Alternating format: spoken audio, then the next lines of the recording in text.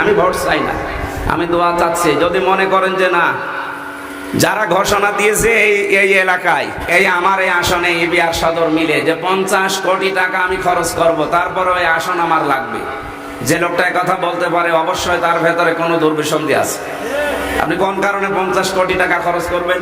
আমার আমিরে জামাত সেদিন জাতীয় সমাবেশের শেষের কথা বলেছিল, এদেশে যদি জামাত ইসলামের কেউ এমপি হয়, মন্ত্রী হয়, সরকারি গাড়িও নেবে না, প্লট ফ্ল্যাট কিচ্ছু নেবে না।